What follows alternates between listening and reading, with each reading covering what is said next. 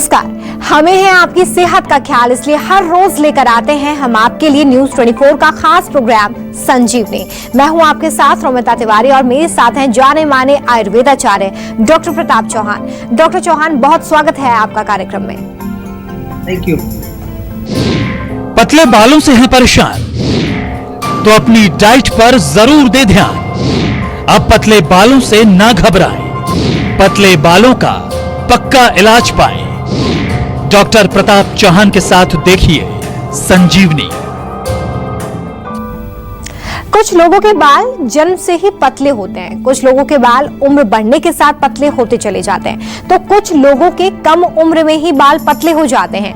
उम्र का पड़ाव चाहे कोई भी हो, पतले बाल ना सिर्फ आपको परेशान करते हैं बल्कि टूटते और झड़ते भी ज्यादा हैं। आपके बालों के पतले होने के पीछे आखिर क्या कुछ कारण है?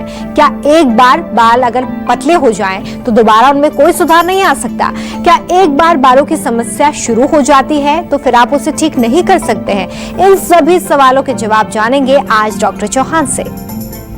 डॉक्टर चौहान, ये बताइए कि अगर हमारे बाल पतले हो रहे हैं तो इसके पीछे क्या कारण है?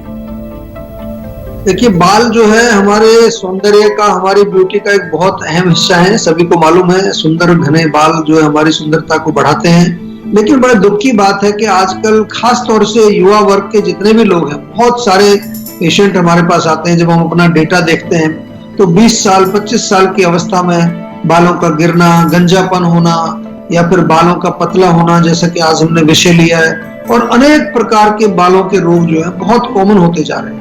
तो कहीं ना कहीं हमें अगेन, जैसा मैं बार बार कहता हूं कि कहीं हमें थोड़ा सा सोचना पड़ेगा, देखना पड़ेगा कि क्या वजह है। पहला कारण तो यही मैं मानता हूं कि लैक ऑफ न्यूट्रिशन।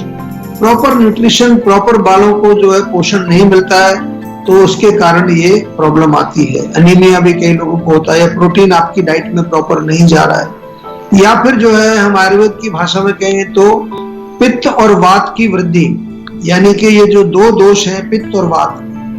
पित्त बढ़ने का क्या मतलब है कि अगर आप बहुत ज्यादा जो है तीखा, मिर्ची, मसाले, अचार, गर्म तासीर वाली चीजें खाते हैं। वात का मतलब क्या है कि यदि आप बहुत ठंडा या कोल्ड ड्रिंक्स वगैरह, ड्राई, क्रंची, क्रिस्पी, या जो आजकल स्नैक्स वगैरह जो चलते हैं, क्रंची स्नैक्स जो होते हैं वो खाते हैं, तो वो भी जो है इसका कारण बन सकता है। ध्यान से सुनते रहिए, क्योंकि हो सकता है आप ये चीजें कर रहे हो। इसके अलावा जंक फूड का सेवन, जो कि बहुत कॉमन चीज हो गई है, जंक फूड या कैफीन, चाय कॉफी का सेवन, अल्कोहल का सेवन, या स्मोकिंग, या कोल्ड ड्रिंक्स वगैरह पीना, है जितना भी जो प्रोसेस्ड फूड है, इसमें किसी प्रकार का जो है कोई फायदा हमें मिलता नहीं है।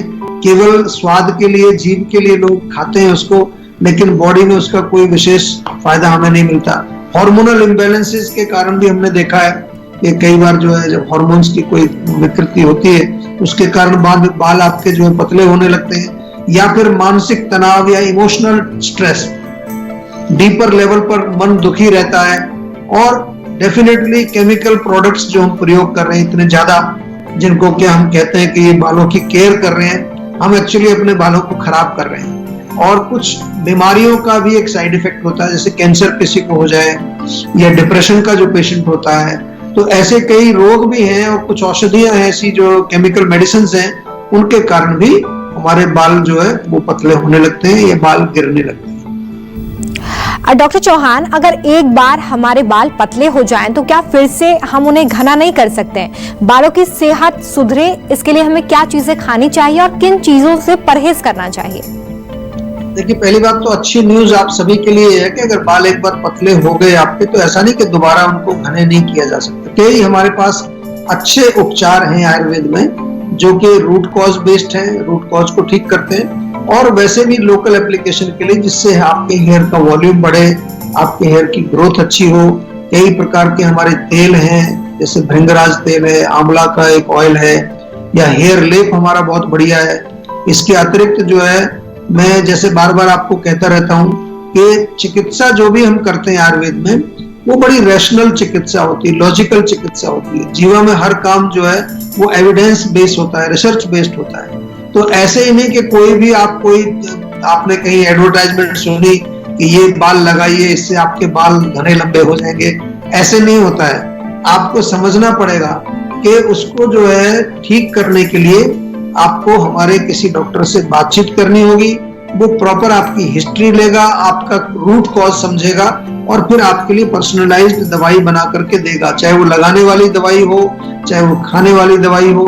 इसके अतिरिक्त प्रोटीन युक्त भोजन आपको करना चाहिए। बादाम खाइए, अखरोट खाइए, या कई प्रकार के जो आजकल बीज होते हैं, फ्लैक्स सीड, चिया सीड्स, या आपके कई सारी चीजें बहुत पॉपुलर हैं, सनफ्लावर सीड्स।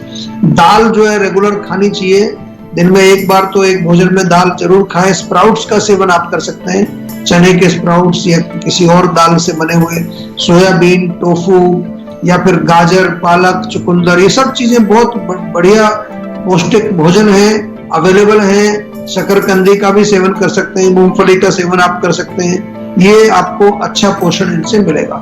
और इम्पोर्टेंट चीज ध्यान रखिए, नो जंक फूड। जंक नहीं खाना है, कूड़ा करकट नहीं खाना है, प्रोसेस्ड फूड भी नहीं खाना है, डिब्बे में जो चीजें आती हैं, पैक्ड चीजें आती हैं, और बहुत ज्यादा चीनी या बहुत ज्यादा कार्बोहाइड्रेट्स का सेवन भी आपको नहीं करना चाहिए। संजीवनी दर्शक विकास राजकोट से हमारे साथ जुड़ गए। विकास जी, बहुत स्वागत है आपका कार्यक्रम में, अपना सवाल करिए। सर नमस्कार। नमस्कार जी, नमस्कार। हाँ सर, मेरे थोड़ा सुनने में सर थोड़ा ना कानों में सीटी सी बजती रहती है सर रात को मैं सोते टाइम। देखिए, ठंड की वजह से क्या है ना, ड्राइनेस होता है, खुश्की होती है। तो हम तो बार बार कहते ही हैं आपको कि सर्दी में क्या पूरे साल में ही कम से कम सप्ताह में 1-2 बार अगर तेल डाल लें आप कान में, तो लुब्रिकेशन बना रहेगा।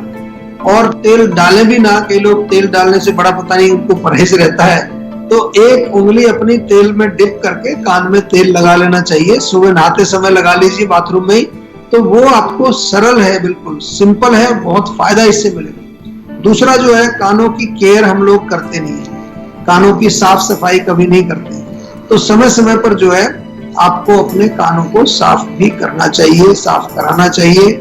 उसके लिए भी क्या करना है, कैसे करना है, आप हमारे डॉक्टर से भी बातचीत कर सकते हैं। और डॉक्टर्स नहीं, अगर आपके आसपास कोई अवेलेबल हमारी क्लिनिक है, तो वहां पर भी आप पर्सनली जाके हमारे डॉक्टर से मिल करके और प्रॉपर आयुर्वेदिक इलाज इसका कर सकते हैं। डॉक्टर चौहान, क्या हमें अपनी प्रकृति के अनुसार ही सिर में तेल लगाना चाहिए? तो क्या पित्त, कफ, वात प्रकृति वालों को अलग अलग तरह के तेल का इस्तेमाल करना चाहिए, मालिश करनी चाहिए, या कुछ तेल हैं जो सभी के लिए फायदेमंद साबित हो सकते हैं, सभी लगा सकते हैं? जी जी, बिल्कुल, बहुत बढ़िया प्रश्न आपने पूछा है। मैं तो बार बार इसको बताता हूँ लोगों को कि हर व्यक्ति यूनिक है। हम सब दिखने में बेशक एक जैसे लगते हैं, लेकिन किसी का शरीर भारी है, कोई पतला है, माइंड के लेवल पर देखें तो कोई बड़ा शांत है, कोई बहुत हाइपर है, किसी का पाचन बहुत स्ट्रोंग है, किसी का पाचन बहुत कमजोर है। हम सब जो है एक अपने आप में एक यूनिक प्रकृति लिए हुए हैं। उस प्रकृति के अनुसार ही हमें अपना खाना पीना, या जो भी आपको, चाहे वो तेल लगाना है, चाहे आपको ब्यूटी से रिलेटेड कोई भी, या इम्यूनिटी बढ़ाने के लिए, हम तो जीवा में इस चीज पर बहुत फोकस करते हैं।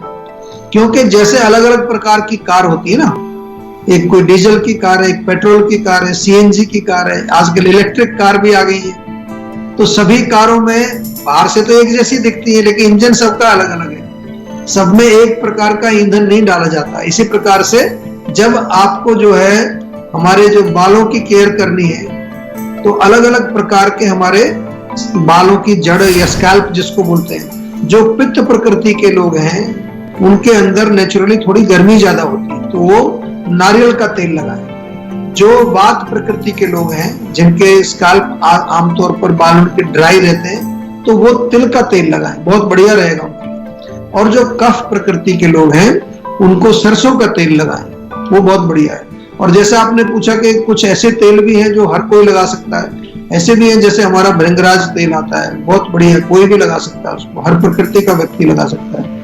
हमारा जो हेयर टॉनिक आता है वो कोई भी लगा सकता है। हमारे जो प्रोडक्ट्स आपको जो है ओवर द काउंटर मिलेंगे वो जनरल प्रोडक्ट्स हैं, लेकिन चिकित्सा की जहां बात आती है वहां पर हम जो है यही आपको सजेस्ट करते हैं कि आयुर्वेदिक डॉक्टर से बातचीत करके ही आपको कोई भी दवा लेनी है। इवन आपको अगर अपने लिए, जैसे आपने बड़ा अच्छा प्रश्न किया, अपने लिए कोई ऐसे प्रोडक्ट भी चाहिए जो रिजुविनेटिव है, उनके लिए भी आप हमारे यहाँ फोन करके बातचीत कर सकते हैं। आपको प्रॉपर सजेशन उसका दिया जाएगा और हमारी वेबसाइट पर जाकर अपनी प्रकृति का टेस्ट जरूर कर लीजिए। हमारी वेबसाइट पर आपको एक VPK टेस्ट मिलेगा, उस टेस्ट को भरने से आपको मालूम चलेगा आपकी कौन सी प्रकृति। संजीवनी दर्शक दीपांशी इंदौर से हमारे साथ जुड़ गए हैं। दीपांशी जी, बहुत स्वागत है आपका, सवाल करिए।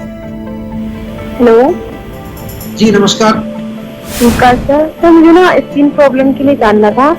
रेड रैशेस हो जाते हैं कभी कभी बॉडी पे, जैसे कोई मच्छर खा जाता है, रेड स्किन पे, फेस पे हो जाता है कभी कभी, काफी बड़े बड़े, और दवाई भी कराई है वो ठीक ही नहीं होते हैं। कभी 1 महीने बाद हो जाते हैं, कभी दूसरे तीसरे दिन बाद होते हैं। तो ये ऐसी स्किन प्रॉब्लम किसी चीज से कनेक्शन देखा है? किसी खाने पीने से या मेंटल स्ट्रेस से या कोई हार्मोनल प्रॉब्लम से कोई कनेक्शन आपका देखा उसका? नहीं देखा? जी नहीं। तो देखिए, थोड़ा सा मैं यही कहूंगा आपको कि त्वचा के रोग तो खैर जनरली पित्त के कारण होते हैं, तो एक तो पित्तवर्धक चीजें थोड़ी कम करिए, उससे आपको डेफिनेटली फर्क पड़ेगा। चाय, कॉफी, लाल मिर्ची, अचार, तीखा, चटनी वगैरह ये मत खाइए ज्यादा। और दूसरा जो है, माइंड को रिलैक्स रखिए। कई बार क्या है कि माइंड में भी बहुत ज्यादा एजिटेशन चल रहा होता है, बहुत ज्यादा गुस्सा होता है, बहुत ज्यादा इरिटेशन होती है, तो उसको थोड़ा सा आप शांत रखिए, डीप ब्रीदिंग करिए, कुछ प्राणायाम करिए। जीवा मेडिटेशन बहुत अच्छी एक मेडिटेशन है, वो YouTube पर आपको मिल जाएगी, वो आप करिए। और इसके साथ साथ जो है, थोड़ा सा आपको मैं जो घर में आपके अगर कोई आसपास नीम का पेड़ है तो 5-6 नीम के पत्ते रोज सुबह चबा करके खाइए। और सेहत का नंबर डायल करके हमारे जीवा के डॉक्टर से जरूर विस्तार से बातचीत कर लें, ताकि अच्छी तरह समझ लें कि वो शीत पित्त है आपको या कोई और रोग है। कई प्रकार के रोग होते हैं जो आपने लक्षण बताए, उसमें थोड़ा हमें स्पेसिफिकली समझना पड़ेगा कि आपका कौन सा रोग है, क्या उसका मूल कारण है, फिर उसका उपचार हो जाएगा। कोई घबराने की बात नहीं, ठीक हो जाएंगे आप। चलिए, बारी है आज की संजीवनी की। डॉक्टर चौहान, पतले हो रहे हैं अगर बाल, तो कौन सी आयुर्वेदिक चीजें बालों में हमें लगानी चाहिए? देखिए, सबसे पहले तो इंटरनल टॉनिक आपको जरूर लेना है कुछ ना कुछ बालों के लिए। आंवला ले सकते हैं, आंवले को किसी भी रूप में ले लें आप। आंवला ताजा मिलता है, 2 आंवले रोज खा लीजिए। जीवा में आपको आंवला टैबलेट मिल जाएगी, आंवला जूस भी मिल जाएगा। तो इंटरनली आंवले का सेवन आप जरूर करें। आंवला जो सूखा पाउडर होता है उसका पेस्ट बना करके और उसका बालों में सप्ताह में 1 बार लेप जरूर लगाइए। उसको बेशक ओवरनाइट भिगो दीजिए, और उसको अगर लोहे के बर्तन में भिगोएंगे तो काला पेस्ट बनेगा, बढ़िया बाल भी आपके और काले भी रहेंगे। तो वो सप्ताह में 1 बार जरूर लगाइए। मेथी को पानी में भिगो दो और उसका सुबह जो है फिर पेस्ट बना करके वो आप लेप लगाएं, उससे भी बहुत फर्क पड़ेगा। या मेथी का पेस्ट थोड़ा दही में मिला लीजिए और मिक्स करके इससे बालों को अच्छी तरह से जो है जड़ों में जाकर के आप बालों की मसाज भी करें और उसका लेप भी लगा करके कम से कम आधा घंटा रखें। That is very good. रीठा, शिकाकाई, ये तो बड़ी कॉमन चीजें हैं, इजीली अवेलेबल हैं। इनसे बालों को धोना चाहिए। बाल इससे आपके बड़े उनकी ग्रोथ भी बढ़ती है और बाल बिल्कुल जो है अच्छे मुलायम हो जाते हैं। एलोवेरा का जूस भी आप लगा सकते हैं, ताजा एलोवेरा मिलता है, उससे भी बालों को आप धो सकते हैं। या नीम के पत्तों का थोड़ा सा जूस निकाल करके उससे भी बालों को जो अच्छी तरह से रूट्स में मालिश करें। अगर ज्यादा वो आपको थोड़ा उसको चिकना करना है तो उसमें थोड़ा सा तेल मिला लीजिए, नारियल का तेल या कोई भी तेल मिला लीजिए। और ऐसे तो हेयर केयर आपको रेगुलरली करनी चाहिए। जैसा मैंने बताया आपको, हमारे यहाँ हेयर के लेप, टॉनिक मिलते हैं, कई प्रकार के ऑयल मिलते हैं। हेयर का कंडीशनर बहुत बढ़िया है हमारा हेयर बालों के लिए। आंवला शैम्पू, आलमंड शैम्पू, हीना का शैम्पू भी एक बहुत बढ़िया है, बालों को उसकी वॉल्यूम और ग्रोथ के लिए बहुत बढ़िया काम करते हैं। ये चीजें जो है आपको अवेलेबल है, फोन करके भी आप मंगा सकते हैं, ऑनलाइन जाकर के भी आप परचेज करके इनको अपने घर डिलीवरी उनकी करा सकते हैं। वक्त हो चला है अब संजीवनी टिप्स का। डॉक्टर चौहान, हरी इलायची के फायदे हमें बताइए, लेकिन इसके साथ साथ ज्यादा इलायची खाना कैसे हेल्थ के लिए हार्मफुल हो सकता है, ये भी बताइए।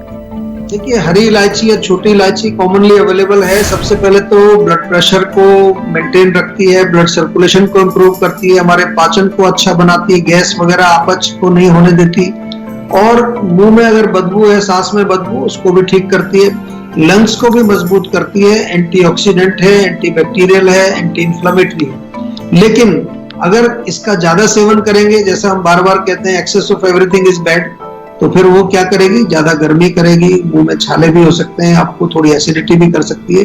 तो दिन में 2 इलायची काफी है। खाना खाने के बाद अक्सर लोग खाते हैं, बस उससे ज्यादा नहीं खानी चाहिए। कई लोग क्या दिन भर मुंह में इलायची डाल के घूमते रहते हैं, उससे फिर आगे चल के हमें नुकसान होता है। डॉक्टर चौहान, बहुत शुक्रिया इतनी अच्छी जानकारी हमारे दर्शकों को देने के लिए। थैंक यू जी। हम उम्मीद करते हैं कि आप भी आज डॉक्टर प्रताप चौहान को सुनने के बाद सेहतमंद रहने की तरफ अपना एक और कदम बढ़ाएंगे। इसमें आपकी मदद करने के लिए आपके साथ है सेहत का नंबर 012940400404। ये नंबर फौरन घुमाइए और अपनी कॉल रजिस्टर करवाइए। आप हमें ईमेल भी कर सकते हैं। हमारा ईमेल एड्रेस है info@jiva.com। फेसबुक के जरिए भी आप हमसे जुड़ सकते हैं। हमारा फेसबुक आईडी है www.facebook.com/जीवा आयुर्वेदा। हमेशा स्वस्थ रहें, तंदुरुस्त रहें और खुश रहें, इसी उम्मीद के साथ कल फिर होगी आपसे मुलाकात। आज दीजिए इजाजत, नमस्कार। नमस्कार, मैं हूं मानक गुप्ता। अगर आपको हमारा ये वीडियो पसंद आया हो तो इसे लाइक और शेयर जरूर करें, और हाँ, हमें सब्सक्राइब और फॉलो करना ना भूलें, ताकि आप देश और दुनिया की कोई खबर मिस ना करें। तो जुड़े रहिए हमारे साथ और देखते रहिए News 24।